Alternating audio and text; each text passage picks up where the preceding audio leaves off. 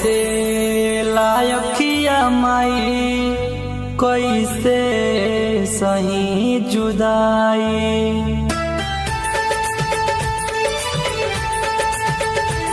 बरसे लायकिया माई कैसे करी विदाई।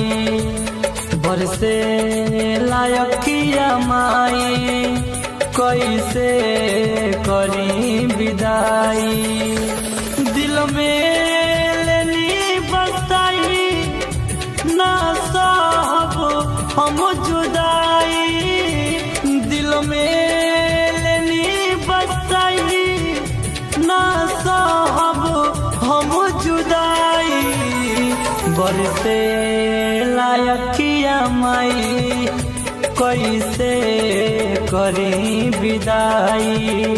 बरसे लायकिया माई कैसे करी विदाई। Patel recording studio Kuchaikot.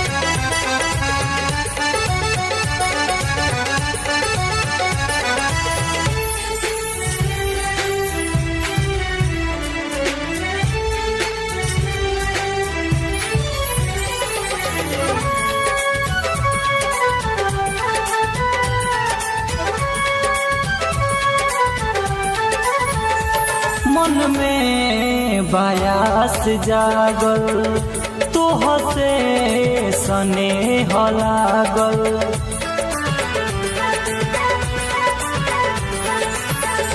मन में बास जागल तोहसे स्नेह लागल।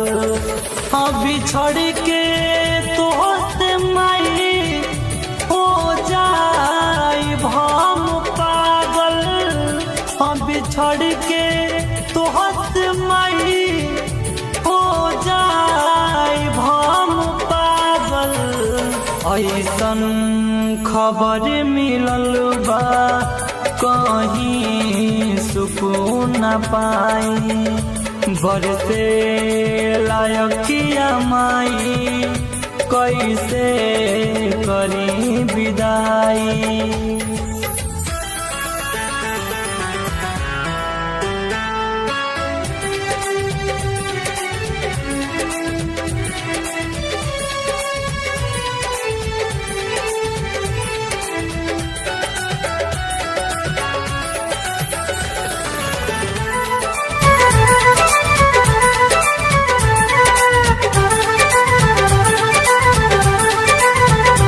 बेटवा से नेह लगाई फिर छोड़ जईबू माई।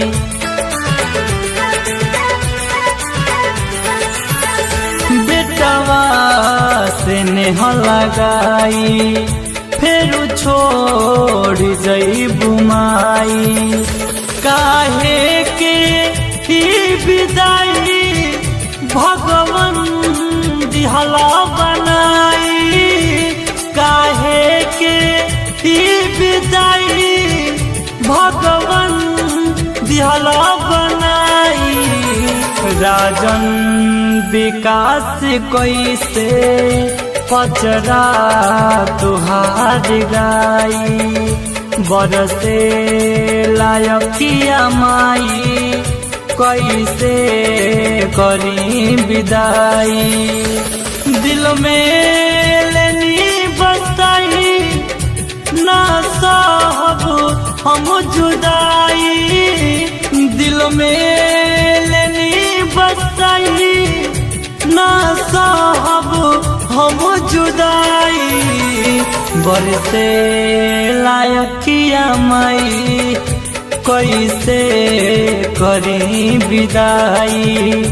बरसे लायकिया माई कैसे करी विदाई।